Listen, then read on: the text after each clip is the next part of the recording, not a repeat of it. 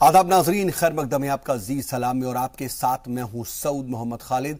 और आज हमारी इस खुसूसी पेशकश में हम बात कर रहे हैं एम करुणानिधि की। तमिलनाडु के साबिक सीएम और तमिल सियासत के दिग्गज लीडरों में से एक एम करुणानिधि का आज शाम 6:10 पर इंतकाल हो गया।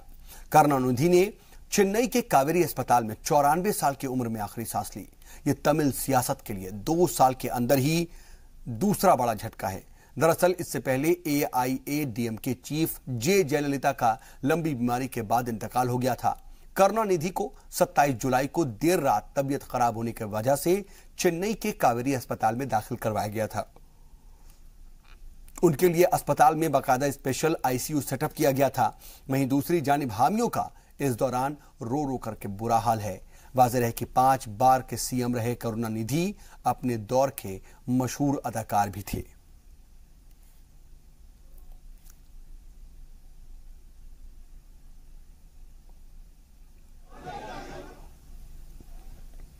बता दें कि आईसीयू के दौरान की तस्वीरें भी इस वक्त आप अपनी टेलीविजन स्क्रीन पर देख रहे थे और 2 तस्वीरों के जरिए आप देख रहे हैं कि वहां पर क्या हालात हैं। दरअसल ये बराह रास्त तस्वीरें हैं। हालांकि उनके घर के बाहर भी जबरदस्त हुजूम नजर आ रहा है, तो साथ ही अस्पताल के बाहर भी हजारों की तादाद में हामी इकट्ठा हैं। हालांकि इन सब के बीच करुणानिधि को दफनाने के मुतालबे को लेकर के एक तरह से सस्पेंस पैदा हो गया है और डीएमके जो हामी हैं उनमें हंगामा भी हुआ और अब यह बात कही जा रही थी कि करुणानिधि को मरीना में दफनाने का मुतालबा किया जा रहा है और 1 घंटे के अंदर हाई कोर्ट में इसको लेकर के बाकायदा समाअत होगी। लेकिन इन सब के बीच 94 साल की उम्र में आखिरी सांस ली एम करुणानिधि ने और 60 साल की एक्टिव पॉलिटिक्स में सरगर्म रहते हुए उन्होंने 5 बार तमिलनाडु का इक्तदार संभाला, 12 बार असेंबली के रुकन चुने गए और हर बार जब जब वो सियासी मैदान में उतरे, जिस जिस सीट से उतरे, हर बार उन्होंने जीत दर्ज की। यह भी अपने आप में रिकॉर्ड है।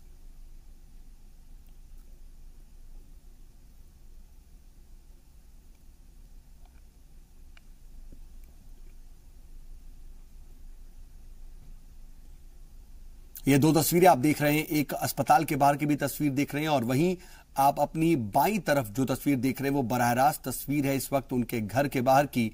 घर के बाहर भी हजारों की तादाद में जो हामी हैं वो पहुंच गए हैं। वहां पर तमाम लोग इकट्ठा हैं और आज रात भर दरअसल इस तरह का मामला शायद बना रहे, क्योंकि जो तमाम लोग हैं, तमाम जो डीएमके कारकुनान हैं, इसके अलावा करुणानिधि के जो तमाम हामी हैं वो लगातार घर के बाहर इकट्ठा हो रहे हैं। जैसे ही यह खबर लोगों को लगी, लोग भारी तादाद में अस्पताल का रुख करते हुए दिखाई दिए। वहां पर हजारों की भीड़ इकट्ठा हो गई। उसके बाद भीड़ घर की तरफ शिफ्ट हुई। हालांकि इन सब के बीच एम करुणानिधि को दफनाने को लेकर के सस्पेंस जरूर नजर आया। वहीं खबर यह भी मिल रही है कि करुणानिधि को मरीना में दफनाने का मुतालबा जो किया जा रहा है, इन सब को लेकर के 1 घंटे के अंदर हाई कोर्ट में बाकायदा समाअत भी होने वाली है। 94 साल की उम्र में करुणानिधि ने आखिरी सांस ली। 28 जुलाई को उन्हें अस्पताल में दाखिल करवाया गया था। इससे पहले 18 जुलाई को भी उन्हें अस्पताल में ले जाना पड़ा था, लेकिन बाद में उनकी तबीयत बेहतर हुई। उसके बाद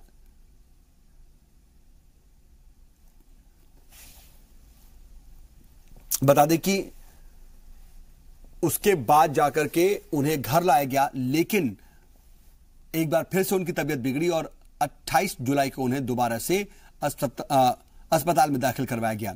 इन सब के बीच तमिलनाडु सरकार ने 1 दिन के शोक का ऐलान किया है और इसके अलावा बिहार में भी एम करुणानिधि के इंतकाल के बाद शोक का ऐलान किया गया है। बिहार हुकूमत ने 2 दिन के शोक का ऐलान किया है।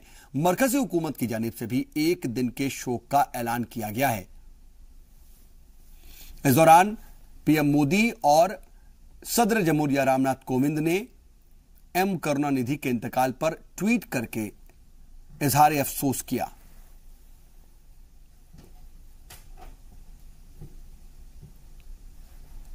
पीएम मोदी ने एम करुणानिधि के साथ मुलाकात की एक फोटो शेयर करते हुए लिखा कि एम करुणानिधि से कई बार मुलाकात के मौके मिले, हर बार उनसे मिलने का जो मौका होता था वो बेहद खास था और इमरजेंसी को लेकर के उन्होंने जिस तरह से आवाज उठाई थी उसको लेकर हमेशा उन्हें याद किया जाता रहेगा।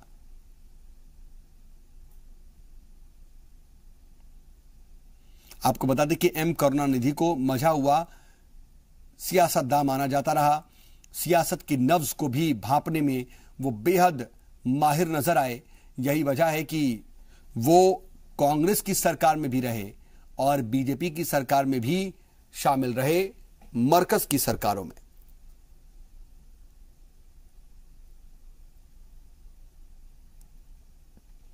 जहां एक तरफ इमरजेंसी के दौरान उन्होंने इंदिरा गांधी की मुखालफत की, तो बाद में वो कांग्रेस के साथ भी इंदिरा गांधी के ही दौर में आ गए। तो यह अंदाजा लगाया जा सकता है कि उनका सियासी तजर्बा क्या था, क्या रुख रहता था सियासत को लेकर के और किस तरह से वो सियासत की नब्ज को बेहतर तरीके से टटोलते थे।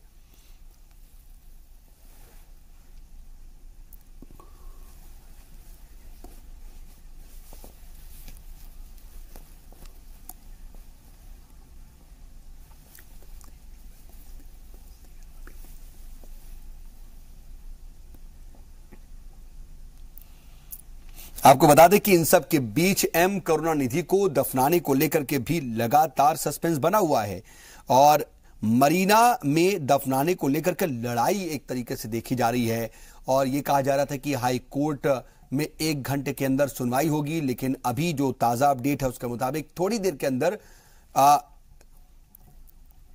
हाई कोर्ट के जज के घर पर अब सुनवाई होगी। इससे पहले यह खबर आ रही थी कि दफनाने को लेकर के जो एक सस्पेंस बना हुआ है, मरीना में एम करुणानिधि को दफनाया जाए या नहीं, उसको लेकर के जो इजाजत मांगी गई थी डीएम के हामियों की तरफ से, उसको लेकर के तमिलनाडु सरकार ने उसे मना कर दिया। उसको लेकर के अब ये सूरत हाल बनी हुई है कि हाई कोर्ट के जज के घर पर इसको लेकर बाकायदा समाअत होने वाली है।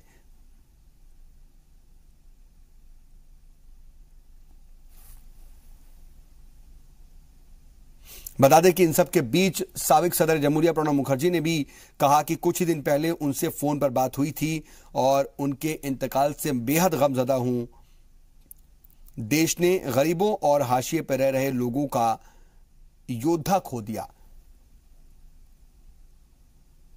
बता दें कि करुणानिधि को मरीना बीच में दफनाए जाने का कांग्रेस सदर राहुल गांधी ने भी इसकी हिमायत की है। उन्होंने कहा कि जयललिता की तरह करुणानिधि भी तमिल लोगों की आवाज थे, लिहाजा उनको मरीना बीच पर दफनाने की जगह दी जानी चाहिए। मुझे यकीन है कि तमिलनाडु के मौजूदा नेता इस दुख की घड़ी में ऐसा करेंगे और बड़ा दिल दिखाएंगे।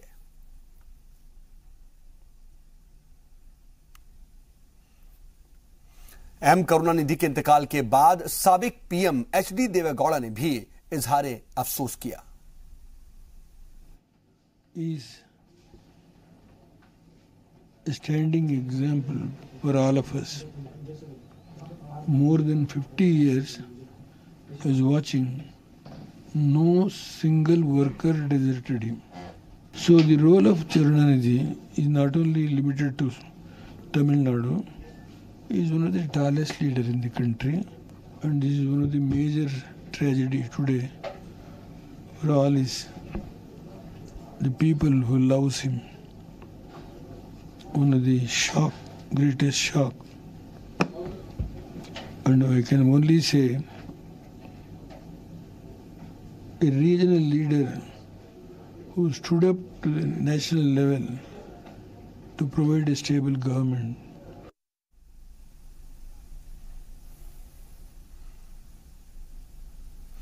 और बीजेपी लीडर रामचंद्रन का इस पूरे मामले पर और करुणानिधि के इंतकाल के बाद क्या कुछ कहना है वो आपको सुनवाते हैं। Sad day for Tamil Nadu and also the entire country. He was a great leader.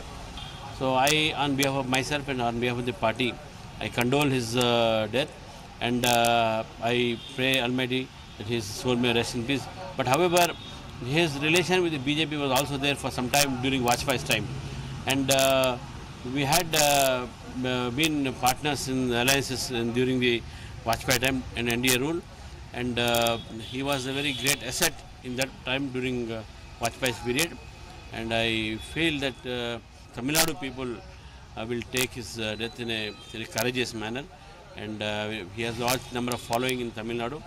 However, I once again, on my behalf and on behalf of the party, I condole his death. और Congress leader Ghulam Nabi Azad ने इस मौके पर क्या कुछ कहा वो भी आपको सुनाते हैं।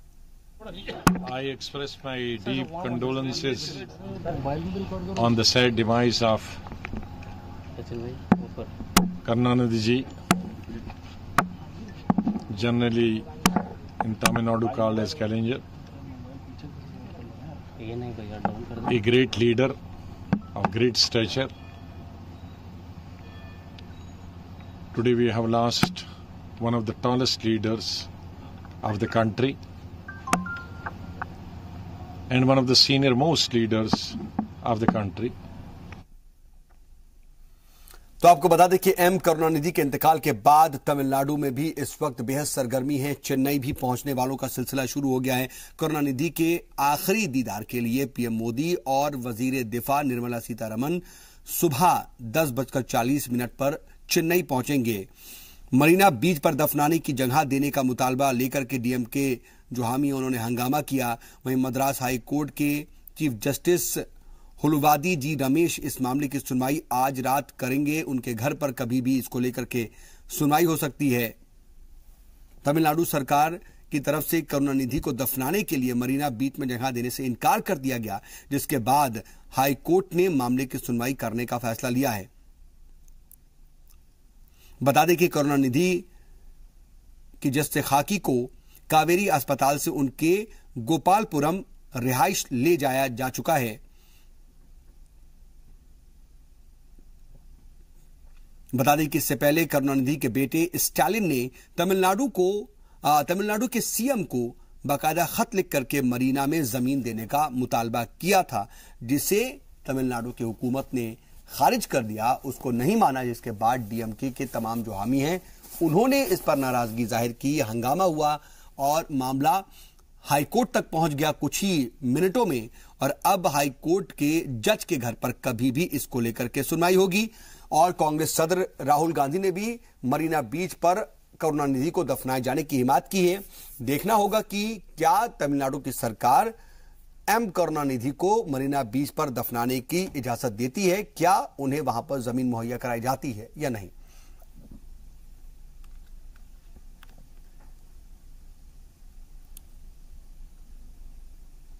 और वक्त एक छोटे से ब्रेक का, जल्द होते हैं हाजिर।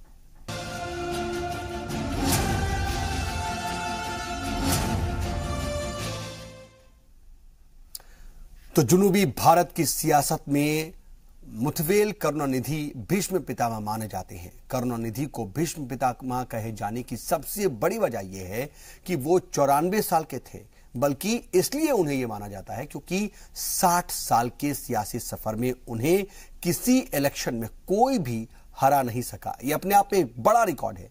करुणानिधि का सियासी और निजी सफर कैसा रहा, इस पर देखिए हमारी यह रिपोर्ट।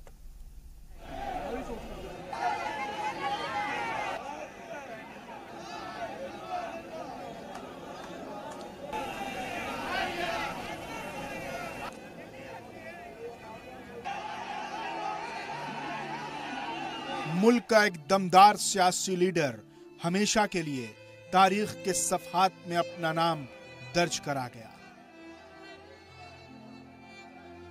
करुणानिधि मुल्क में शायद इकलौते ऐसे लीडर थे जिन्होंने जवाहरलाल नेहरू से लेकर वजीर आजम नरेंद्र मोदी तक का दौर देखा था।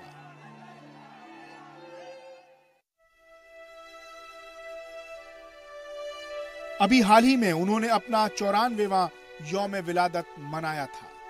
तकरीबन 50 बरसों से द्रविड़ मुनेत्र कड़गम की कमान संभाल रहे करुणानिधि पहली बार उस वक्त एमएलए बने जब पंडित जवाहरलाल नेहरू मुल्क के वजीर आजम थे।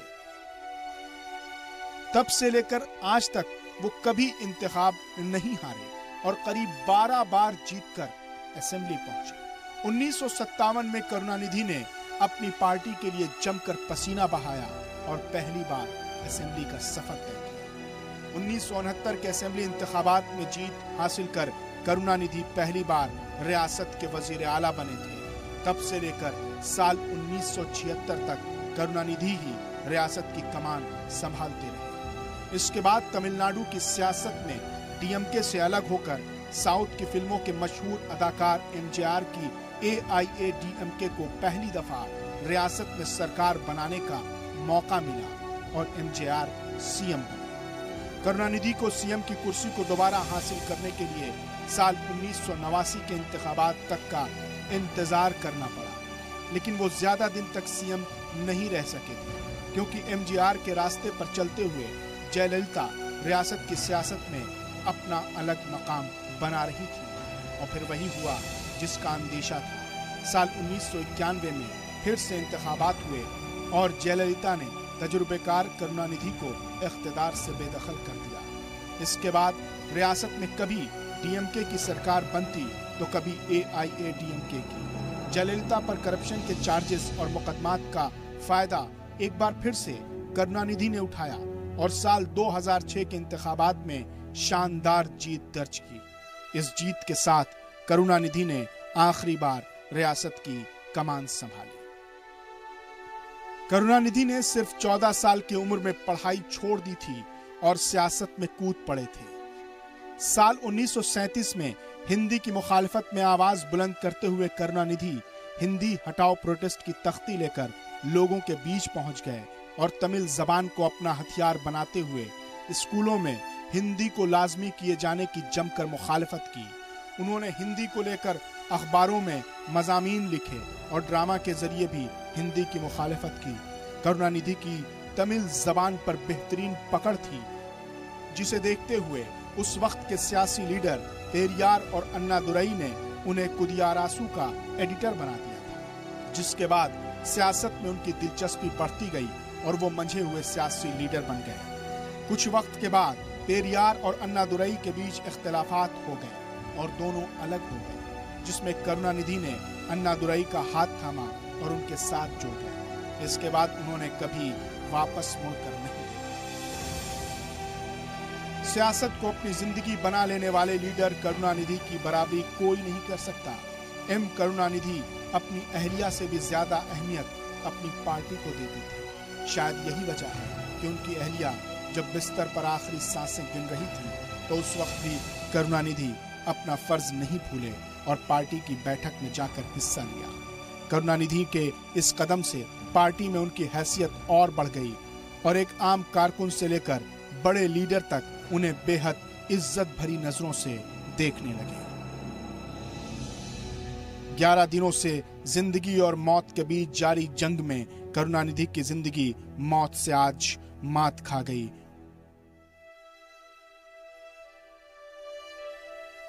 और इस तरह से अब हमारे बीच मुल्क का एक बड़ा लीडर नहीं रहा। रह गई तो बस उनकी यादें, उनकी सियासत और उनके किस्से।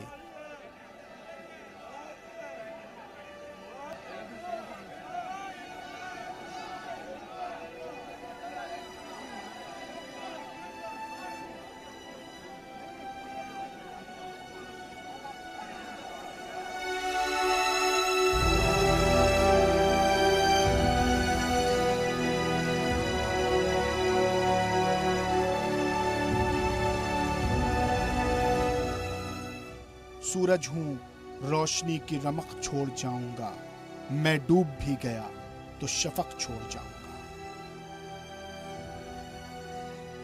ब्यूरो रिपोर्ट, जी मीडिया।